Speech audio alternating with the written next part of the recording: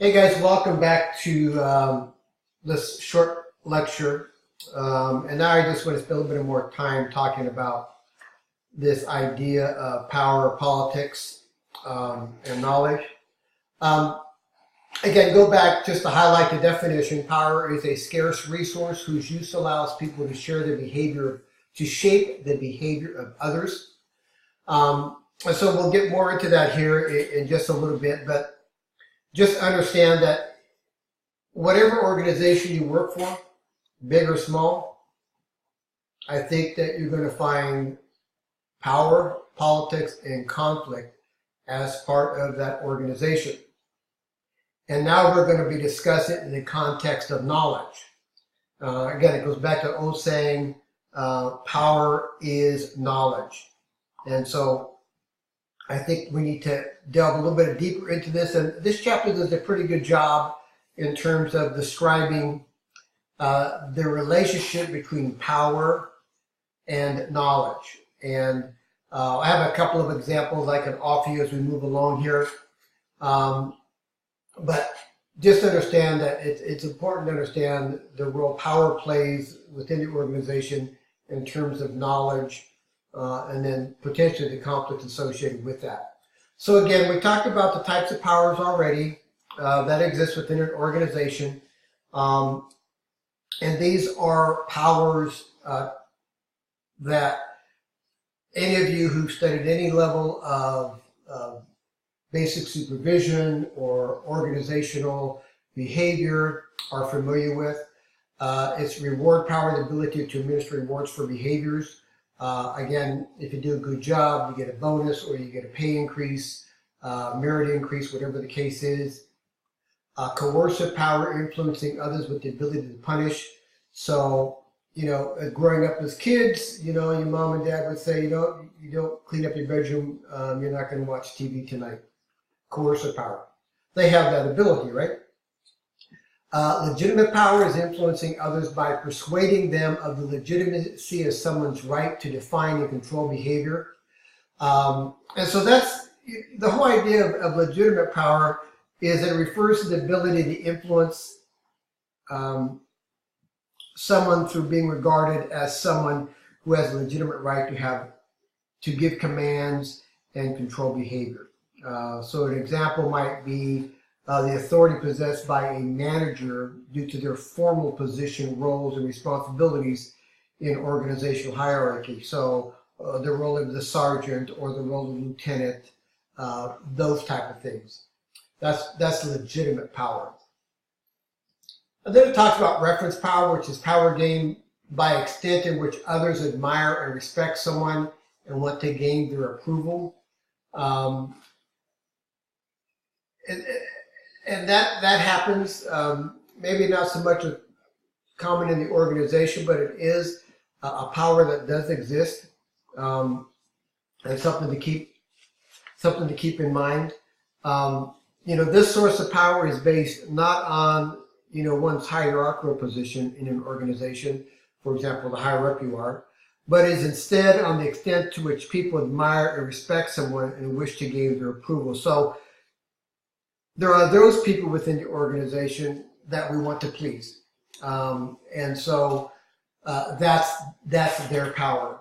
When asked to do something, requested to do something, it could even be a colleague that asks you to do that, something like that. So that's reference power. And then there's expert power.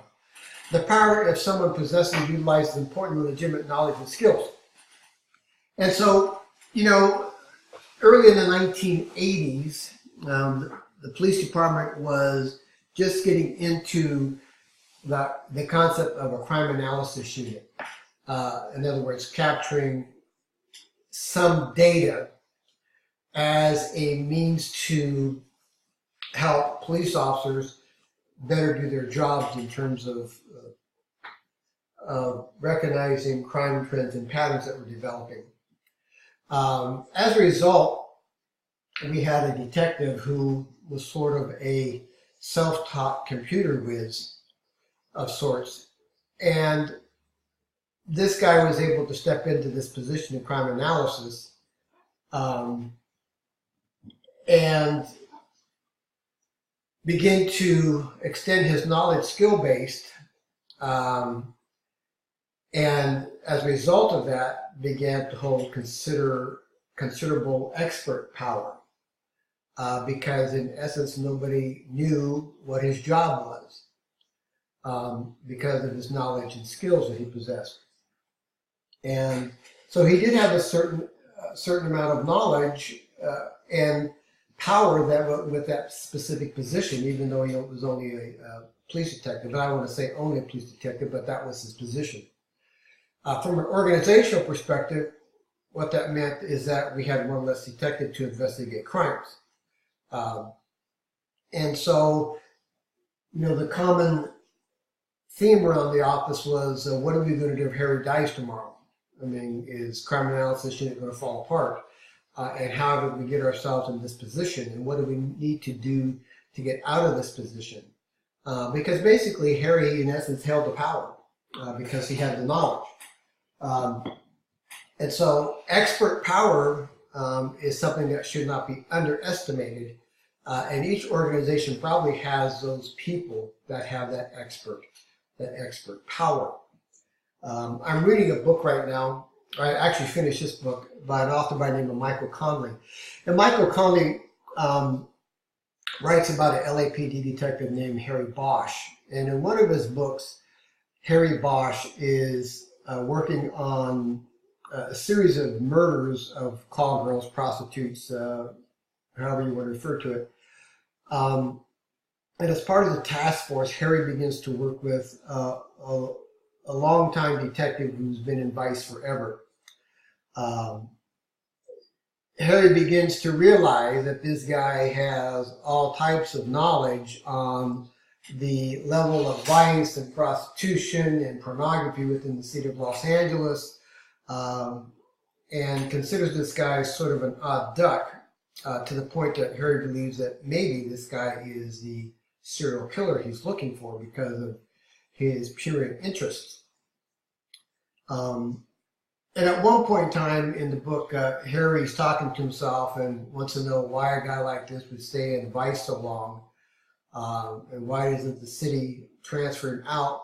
And then all of a sudden he realizes that there's nobody else in the city like him. This guy has developed a considerable amount of knowledge on prostitution, on pornography, and the businesses that were prevalent in Los Angeles at the time, because a lot of pornography studios were in LA and San Fernando Valley.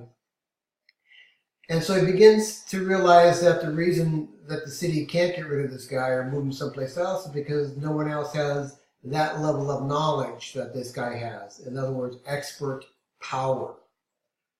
So that level of knowledge gives this guy a sense of power over others, because who else are you going to put in there to do this job that has that level of skill set and knowledge?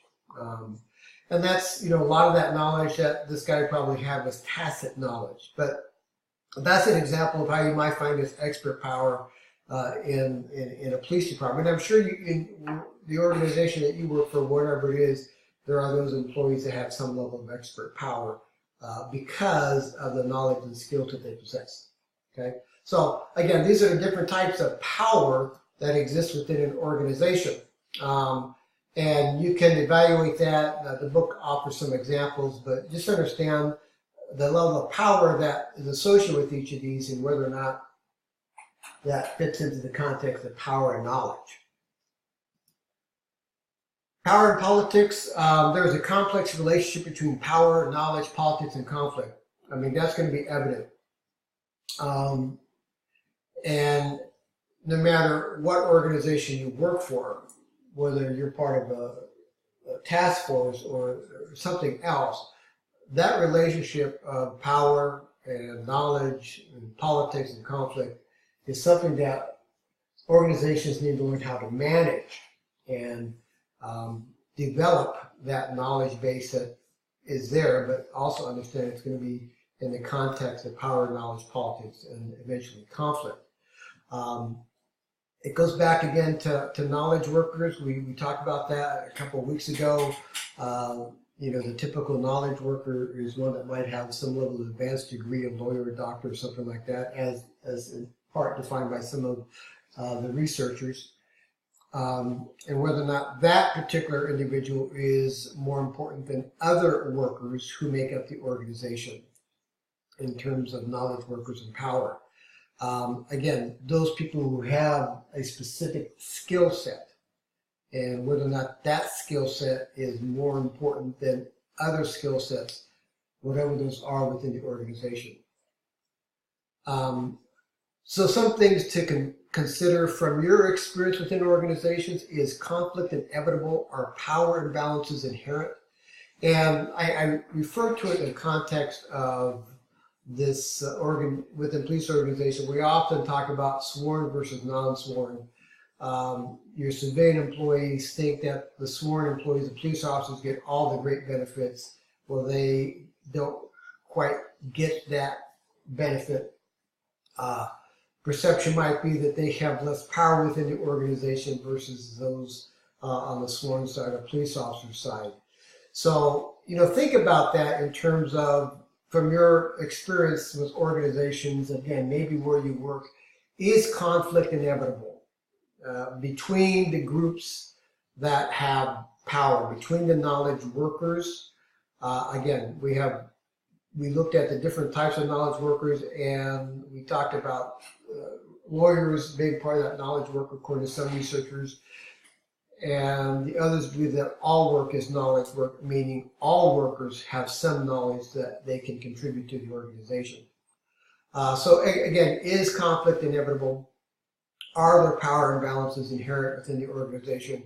And my little example here is police officers, the sworn versus the non-sworn or civilian employees. It's been an issue in law enforcement for some time and may continue to be even into the near future. But we are beginning to see an increase in the importance of the roles served by non-sworn, so that police officers and others can have more time to devote to other work that now we can give to the non-sworn or civilian type employees.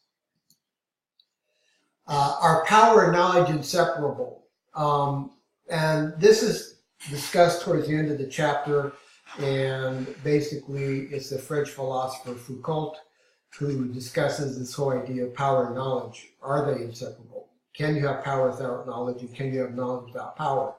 And he goes into some detail, and so that might help you as you look at dealing with some of this week's assignments, because some of this week's assignments has you looking at power and knowledge.